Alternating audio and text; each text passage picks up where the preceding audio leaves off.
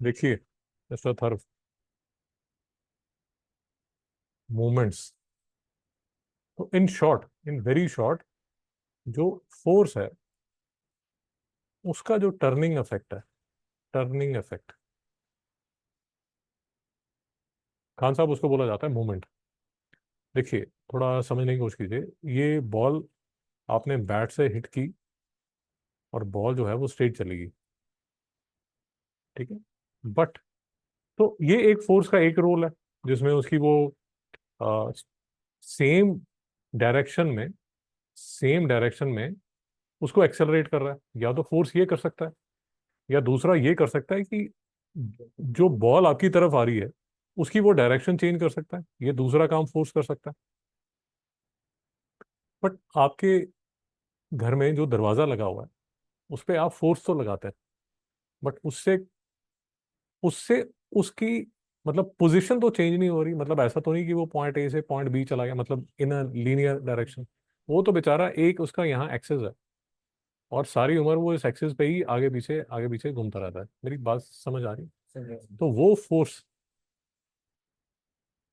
जो turning effect लाती है, हम उस फोर्स के बारे में बात कर रहे हैं।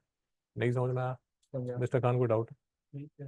मिस्टर खान, किसी का भी सिलेबस ले लीजिए, क्लास 10th का सिलेबस ले लीजिए, उसमें चाहे आप आईसीएसई ले लीजिए, चाहे आईजीसीएसई ले लीजिए। ये साहब जो बैठे हैं ये क्लास 8th के हैं, आईसीएसई के हैं। किसी भी सिलेबस में ले लीजिए, इसका एक क्वेश्चन पक्का आता है। चाहे वो 2 नंबर का हो, चाहे 3 नंबर का हो, चाहे 4 नंबर का हो, एक क्वेश्चन पक्का आता है। और फंडा जो है वो बहुत ही सिंपल सा है। तो ये, इसको बोला जाता है टाओ। टाओ, सिंपल सा फॉर्मूला। तो movement of force, movement of force, movement of force is given by force into distance from pivot. ये बहुत ही सिंपल इसका आंसर है कि movement of force is equal to force into perpendicular distance from the pivot point. बहुत ही simple सा। इसका एक कॉम्प्लेक्स डेफिनेशन भी बनती है, बट मैं अभी वो अवॉइड कर रहा हूँ, क्योंकि हम एक बहुत सिंपल से कंसेप्ट समझना चाहते हैं और सिंपल न्यूमेरिकल्स करना चाहते हैं। तो हम ये मान रहे हैं कि सर, अगर ये दरवाजा मैं ऊपर से देख रहा हूँ, ड्रोन व्यू है, ये इसका एक्सेस है, और यहाँ से मैंने ये फोर्स लगाई, ये जो है ये डिस्टेंस है। तो जो टर्निंग इफेक्ट है that will be given by this force multiplied by this distance. Mister Khan, को डाउट है? नहीं। अब फोर्स के जो एसआई यूनिट है वो न्यूटन है, और डिस्टेंस के जो एसआई यूनिट है वो मीटर है। तो मोमेंट ऑफ फोर्स जो है उसके जो एसआई यूनिट्स हैं वो न्यूटन मीटर है। यहाँ तो कोई डाउट है? नहीं। अब आपको पता हो नहीं पता हो मुझे बताना जरूरी है। देखिए, वर्क का फॉर्मूला होता है फोर्स इनटू डिस्टेंस। ये जो फोर्स है इसका यूनिट न्यूटन है, डिस्टेंस का मीटर है। वर्क के केस में ये न्यूटन मीटर को बोल दिया जाता है जूल। नहीं समझ में आया? बट जब आप मोमेंट ऑफ फोर्स ले रहे होते हैं तो ये न्यूटन मीटर को जूल नहीं बोला जाता, इसको न्यूटन मीटर ही बोला जाता है। यहाँ तक कोई डाउट है तो रोक लीजिए। तो अब इस पे न्यूमेरिकल बनता है, इस पे यूनिट पे न्यूमेरिकल एक एमसीक्यू बन जाता है कि what is the moment of force, what is the unit of Newton of, what is the unit of moment of force. मेरी यहाँ तक कोई मेरी बात में किसी में भी डाउट है तो मुझे रोकिए, ठीक है। एक और वर्ड यूज किया जाता है टॉर्क। फिर से, let us not go into the nitty gritty. Torque और मोमेंट ऑफ फोर्स और turning effect of force same ही है।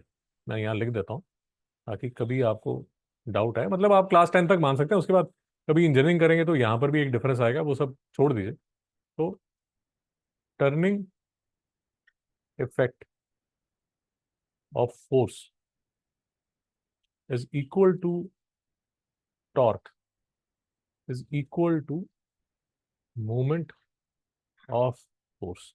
क्लास 10 तक बिंदास चलाइए, कभी इंजीनियरिंग में जाएंगे तो इसमें कुछ डिफरेंसेस आपको बताए जाएंगे, वो आज एटलीस्ट 2-3 साल की तो कोई बात नहीं। यहाँ तक कोई डाउट है? एक सिंपल सा फॉर्मूला आपको बता दिया कि सर, अगर एक सिंपल सा फॉर्मूला आपको बता दिया कि सर ये दरवाजा था, ये दरवाजे का ये एक्सल था, और यहाँ हैंडल लगा हुआ था, और आपने यहाँ परपेंडिकुलर फोर्स लगाई, तो ये हैंडल से लेके ये जो पिवट है यहाँ तक, ये जो डिस्टेंस है ये डी है, जो आपने फोर्स लगाया वो एफ है, तो टर्निंग इफेक्ट जो है वो एफ इंटू डी आ जाएगा। यहाँ तक कोई डाउट है? ओके। अब एक न्यूमेरिकल इससे पक्का आता है, और तभी मैं आपको ये दिखाना चाहता हूँ, और टॉपिक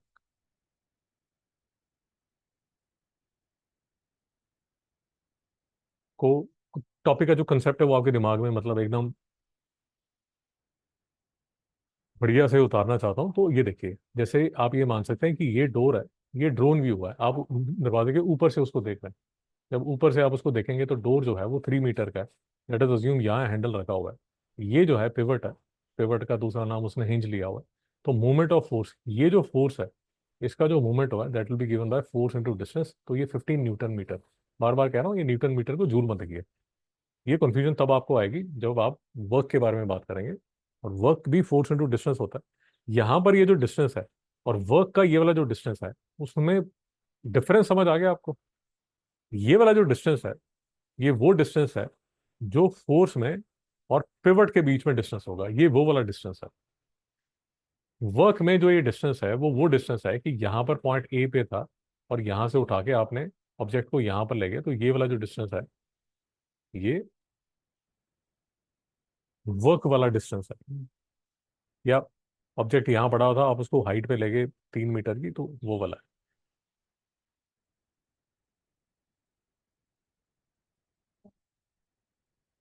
वर्क के बारे में चिंता मत कीजिए, आपको movement of force, force into distance समझ आ गया। वर्क आपके सिलेबस में ही नहीं है तो चिंता ही मत कीजिए, आप इसकी चिंता मत कीजिए। आप सिर्फ मूवमेंट ऑफ फोर्स पे फोकस कीजिए जो आपकी सिलेबस में है। यहाँ तक कोई डाउट है? नहीं है। अब इस पे न्यूमेरिकल आएगा, और इस पे जो न्यूमेरिकल आएगा, एक्चुअली न्यूमेरिकल से पहले मैं आपको ये जो अभी तक कराया है इसके छोटे छोटे से क्वेश्चन दिखा देता हूँ, ताकि ये एक कंफर्ट आ जाए आपके दिमाग में। तीनों क्वेश्चन कर लीजिए, तीनों क्वेश्चन कर लीजिए। तो मूवमेंट ऑफ फोर्स मेजर थर्व 6 इंटू 2 12 न्यूटन मीटर, 1.5 इंटू 3 किया 4.5 न्यूटन मीटर। यहाँ पर तो आपको लेंथ ऑफ द लीवर निकालना है, ये दिया हुआ है, तो आपको समझ आ गया कि ये जो आंसर है वो 4 मीटर होगा। यहाँ तो कोई डाउट है? छोटा सा कंसेप्ट हमें समझ आ गया। ओके। अब यहाँ से एक इंटरेस्टिंग टॉपिक शुरू होता है। बात तो उसी की चल रही है, बट प्रिंसिपल ऑफ मूवमेंट्स करके आपकी बुक में लिखा नहीं हुआ, बट उसमें न्यूमेरिकल है। कंसेप्ट बहुत ही सिंपल है। कंसेप्ट ये है कि ये अगर फलक्रम है, सी सॉ मान लीजिए, आपका फ्रेंड और आप सी सॉ पे हैं, ये सबसे इजी काम है इसको समझने का, है ना? तो सी सॉ में अगर आप हैं, ये देखिए, सी सॉ पे अगर आप हैं, तो यहां से आप फोर्स लगा रहे हैं F1, और आप बैठे हैं डिस्टेंस D1 पे। आपका जो फ्रेंड है, लेट अस अज्यूम वो जैसे सीट होती है सी सॉ की वहां नहीं बैठा, वो थोड़ा यहाँ, लेट अस अज्यूम यहाँ बैठा हुआ है, तो वो यहाँ फोर्स लगा रहा है F2, और उसका जो डिस्टेंस है वो है D2। यहाँ तक मेरे साथ है? अब मैं आपको रिक्वेस्ट करूंगा कि इस चीज को आप ऐसे देखेंगे तो आपको बहुत जल्दी समझ आ जाएगा। कैसे देखेंगे? आप ऐसे मानिए कि, ऐसे मानिए तो कंसेप्ट एकदम दिमाग में फटाफट घुस जाएगा। ये देखिए, अब देखिए, ये जो F2 लग रही है, ये D2 पे लग रही है, तो इस साइड का जो टॉर्क होगा that will be given by F2 into D2। भाई ये बात समझ आ गई? ये साइड जो F1 है वो लग रहा है D1 पे, तो ये इसको इस साइड घुमाने की कोशिश करेगा, तो ये होगा F1 इंटू D1। भाई यहाँ तक कोई डाउट है? अगर आप चाहते हैं कि ये जो सीसॉ है ये इक्विलिब्रियम पे रहे, वैसा ही रहे, मतलब ऐसा हॉरिजॉन्टल ही रहे, दोनों साइड से सेम फोर्स डालना भाई पड़ेगा। इक्विलिब्रियम मतलब ऐसा रहे, स्ट्रेट रहे। हाँ तो पास से है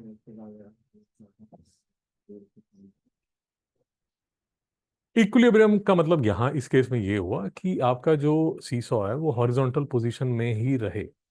तो आपको क्या करना पड़ेगा, F1 into D1 would be equal to F2 into D2। नहीं समझ में आया? अब इस पे न्यूमेरिकल भी आते हैं दोस्तों, और क्लास 10th में इस पे प्रिंसिपल ऑफ मूवमेंट्स करके डिस्क्रिप्टिव क्वेश्चन भी आता है। नहीं समझ में आया? मैं बोल देता हूँ, क्लास 10th वालों के लिए, क्लास 8th में स्टेटमेंट नहीं लिखी हुई बट न्यूमेरिकल है। So principle of movement states that when a body is in equilibrium, the sum of the clockwise movement about any point equals the sum of the anti-clockwise movements about the same point। तो ये मेरा point है pivot. यहाँ पर ये इस side इसको घुमाने की कोशिश कर रहा है, ये इस साइड घुमाने की कोशिश कर रहा है। अगर ये इक्विलिब्रियम पे है तो F1 into D one would be equal to F2 into D2। बहुत ही सिंपल फंडा, 2 मिनट में आपको समझ आ जाएगा। थोड़ा सा आपको इसको देख के लगेगा कि अरे बड़ा परेशानी वाला क्वेश्चन है, बट बहुत ही सिंपल क्वेश्चन है। ये देखिए, seesaw balance when sum of weight 320 newton. भाई ये तो हमें समझ आ गया ना कि जो वेट है वो न्यूटन में होता है, इसमें तो कोई डाउट नहीं है। हाँ साहब, तो सू जो है उसका वेट 320 न्यूटन ए पे बैठी हुई है। टॉम जो है उसका वेट 540 न्यूटन है, और पॉइंट इज एट बी। और हैरी जो है वो सी पे, इसमें बी यहाँ लिखा हुआ है, बी ये है। था मेरे पास डाउट था। अगर हम लोग को मास दिया हुआ है तो उसको वेट में कर कन्वर्ट कर लीजिए, सकते हैं। कर लीजिए, कोई प्रॉब्लम नहीं, कर लीजिए। तो अगर मास दिया हुआ है तो वेट जो है वो m इंटू जी होता है। आपको केजी में दिया होगा तो आप चेंज कर लीजिए, जी जो उन्होंने दिया होगा उसके हिसाब से कर लीजिए। यहाँ तक कोई डाउट है? नहीं सर। तो क्वेश्चन समझ लीजिए, सू जो है 320 न्यूटन की ए पे बैठी है, टॉम जो है 540 न्यूटन का बी पे बैठा है, हैरी जो है वेट डब्ल्यू का सी पे बैठा हुआ है। इन सबके डिस्टेंसेस फ्रॉम द पिवट आपको दिए जा रहे हैं। आप क्या चाहते हैं कि जो सीसॉ है वो बैलेंस हो जाए। तो प्रिंसिपल ऑफ मूवमेंट जब लगाएंगे तो इसका जो मूवमेंट है सी का वो इस साइड होगा। कौन सा डाउट है? जो हैरी है वो यहाँ अपना वेट लगाएगा एट अ डिस्टेंस 3 मीटर, तो इसी साइड घुमाएगा ना भाई, इसी साइड घुमाएगा। जो सू है 320 न्यूटन की ए पे बैठी हुई, वो इसको इस साइड घुमाने की कोशिश करेगी। डाउट है भाई? और टॉम जो है 540 न्यूटन का, 540 न्यूटन का, वो इस साइड घुमाने की कोशिश करेगा। नहीं समझ आया मित्रों? अब अगर आप इक्विलिब्रियम पे चाहते हैं तो ये साइड के जो मूवमेंट्स हैं दैट शुड बैलेंस ये साइड का मूवमेंट। नहीं समझ में आ रहा? तो कहने का मतलब 320 इंटू कितना distance from the pivot, 3, plus ये कितना था, 540, 540 into 1 should be equal to W. ये डब्ल्यू था, मल्टीप्लाइड बाय 3। नहीं समझ में आया भाई? ये न्यूटन, ये वुड बैलेंस ये, इसको सॉल्व करेंगे तो डब्ल्यू की वैल्यू आ जाएगी। नहीं समझ में आया? बार बार कहता जा रहा हूँ, फिर से बोल रहा हूँ, चाहे आईजीसीएसई है चाहे आईसीएसई है, ये क्वेश्चन पक्का आता है। चाहे प्रिंसिपल ऑफ मूवमेंट की डेफिनेशन आ जाए या उसके बेस पे क्वेश्चन आ जाए, ये साहब जो क्लास 8 के बैठे हुए हैं इनको सिंपल सा क्वेश्चन पूछा जाएगा, इनको ऐसा क्वेश्चन पूछा जाएगा कि यार ये बताइए मूवमेंट ऑफ फोर्स निकाल दीजिए, या टीचर ज़्यादा इरिटेटेड है तो मैक्सिमम इनसे जो क्वेश्चन पूछ लिया जाएगा, तो इनसे मोस्ट ऑब्ली ऐसा क्वेश्चन पूछा जाएगा, इनसे मोस्ट ऑब्ली ऐसा क्वेश्चन पूछा जाएगा कि यार ये 5 मीटर पे, ये 3 मीटर पे, इसका टर्निंग इफेक्ट निकाल दीजिए, तो आप 5 इंटू 3 15 करके इसका आंसर निकाल देंगे। नहीं समझ में आया? यहाँ तक कोई डाउट है? नहीं सर। या मैक्सिमम जो इनसे क्वेश्चन पूछा जाएगा वो क्वेश्चन 3 पूछा जाएगा, जिसमें ये साइड का जो है आपका, जो भी क्वेश्चन है नोट कर लीजिए, लेक्चर के लास्ट में पूछिए, नोट कर लीजिए जो भी क्वेश्चन आपके दिमाग में उठ रहा है। तो ये साइड का जो मूवमेंट है वो ये साइड के मूवमेंट को बैलेंस कर देगा, अगर आप चाहते हैं कि हॉरिजॉन्टली बैलेंस हो। बात समझ में आ गई? बोल भाई अथर्व, तो क्या इक्वेशन बनेगी? F1 into D1 into F2 into D2। शाबाश। तो पहले सेंटीमीटर को कन्वर्ट करेंगे ना। बोलिए। 20 सेंटीमीटर को मीटर में कन्वर्ट करो। 0.2 20/100 कर लीजिए, 15/100 कर लीजिए। बात समझ आ गई? तो बोलिए क्या बनेगा? 0.2 metre 50 × 20/100 is equal to F into 15/100। यहां तक डाउट है? अब यहां पर फिजिक्स खत्म होगी, इसके बाद चालू होता है आपका मैथ्स। कैसे? ये वाला 100 को ये वाले 100 से कैंसिल कर दीजिए, तो 50 × 20 इज इक्वल टू F × 15। तो F किसके इक्वल हो गया? 50 × 20 होल अपॉन 50। यहाँ तक डाउट है? इसको सॉल्व कर लीजिए। F आपका, जो भी आपका आंसर आएगा वो इन टर्म्स ऑफ न्यूटन आएगा। भाई न्यूमेरिकल में कोई डाउट है? न्यूमेरिकल में कोई डाउट है तो पूछिए, रिकॉर्डिंग हो रही है, आपको आंसर मिल जाएगा। घर पे करते रहिए। यहाँ तक कोई डाउट है किसी का? जो एक सज्जन ने क्वेश्चन पूछा था, इसका एक बड़ा भाई है या छोटा भाई, जैसा भी आपको अच्छा लगता है, आप में से ही किसी ने पूछा था, तो अभी देख लीजिए। देखिए, अब उसने क्या किया, मैक्सिमम ये कर दिया यार, उसने केजी में लगा दिया। अब उसने केजी में लगा दीजिए। तो भाई आप समझदार आदमी है, आपको पता है कि W 40 × G होगा। नहीं समझ में आया? कोई डाउट है? अब मैं फॉर ईज ऑफ कैलकुलेशन, भाई फॉर ईज ऑफ कैलकुलेशन इसको मैं 10 मीटर पर सेकंड स्क्वायर ले रहा हूँ, फॉर ईज ऑफ कैलकुलेशन। 9.8 भी ले सकता था, बट उससे कचरा होता है, तो मैं इसको 10 लेके 400 न्यूटन लेके खत्म कर देता। तो ये जो है ये कितना हो जाएगा? 400 न्यूटन। यहाँ तक डाउट है? ये 15 है, इसको मैं 15/100 कर देता हूँ। ये 10 है, इसको 10/100 कर देता हूँ। इक्वेशन बोलिए। 400 इंटू 1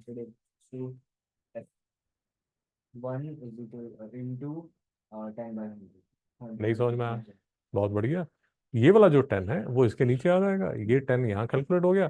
15/4 था जो भी है, F1 इज इक्वल टू इतने न्यूटन, इसका आंसर आ जाएगा। भाई डाउट है?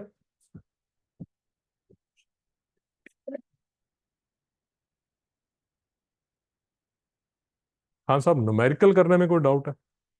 ये जो न्यूमेरिकल मैंने आपको समझाया इसमें कोई डाउट है? भाई ये थर कोई डाउट है? शर्मा जी, न्यूमेरिकल में कोई डाउट है?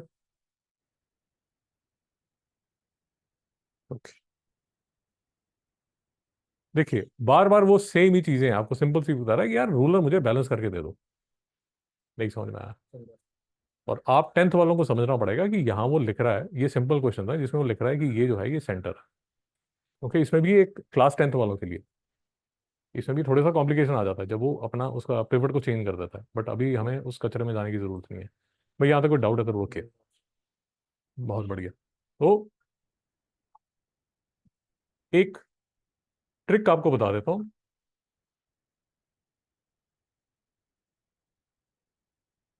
ये क्वेश्चंस आप करेंगे तो एक ट्रिक आपको बता देता हूँ, मतलब ट्रिक मान लीजिए या जो भी इसका हैक मान लीजिए, जो भी मान लीजिए। देखिए, ये याद रहेगा तो ठीक है, नहीं याद रहेगा तो भी चलेगा। देखिए, ये 20 kg है, लेट अस अज्यूम ये 10 मीटर है, ये यहाँ 15 मीटर है, और ये यहाँ वो आपको बोल रहा है कि मुझे यहाँ मास निकाल के बताओ कि यहाँ जो आदमी बैठेगा उसका मास कितना होगा। मेरी बात समझ में आई? अब ये बात जो मैं बोल रहा हूँ वो समझ आए ठीक है, नहीं आए तो इग्नोर कर दीजिए, कोई प्रॉब्लम नहीं है। नहीं समझ आए तो भी इग्नोर कर दीजिए। इसको आप फोर्स में कन्वर्ट करेंगे 20 × G करके।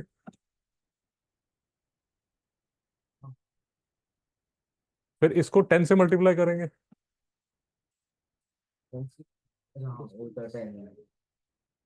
चलो 12 कर लो यार, कंफ्यूजन नहीं होगी, ये लो 12 कर लो। अब ठीक है, अब कंफ्यूजन नहीं है। This would be equal to 15 into mass into G. मेरी बात समझ में आई? खान साहब कोई डाउट है? ये जी और ये जी एनीवेज दोनों साइड से कैंसिल हो जाता है, तो एम जो है वो 20/12 होल बटा 15। नहीं समझ में आया? तो ये जो डायरेक्ट आपका आंसर है, मास अगर निकालना है तो वो डायरेक्ट केजी में आपका आंसर आ जाएगा। अगर वो मास पूछ रहा है, वेट पूछ रहा है, तो न्यूटन में निकलेगा। अगर डाउट है तो बोलिए। तो ये सारी जो इंग्लिश यहाँ लिखी हुई है, इतनी ज्यादा जितनी भी इंग्लिश लिखी हुई है, तो turning effect, pivot, fulcrum, hinge, ये सारी एक ही चीज है। ये मोमेंट लिखा हुआ है, force into moment force, F into D, unit of torque, unit of torque लिखा हुआ है, तो आपको बता दिया newton metre, newton into metre. But newton का जो छोटा भाई है वो होता है डायन, तो छोटे भाई में ये डायन इंटू सेंटीमीटर हो जाएगा। यहाँ पर ये डायन सेंटीमीटर सीजीएस सिस्टम में लिखा हुआ है। जी मैडम 5 मिनट रुकिए। भाई यहाँ तक कोई डाउट है? आपका कोई डाउट है? तो जितनी भी इंग्लिश लिखी हुई है, उस इंग्लिश का जो बेसिक मीनिंग है वो आपको समझा दिया गया। सर डाइन का कैपिटल डी होगा ना? हाँ जी, हाँ जी, बिल्कुल। तो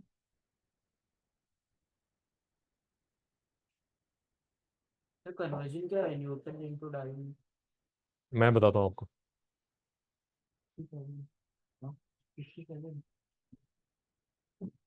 जी फटाफट ये दोनों क्वेश्चन कीजिए।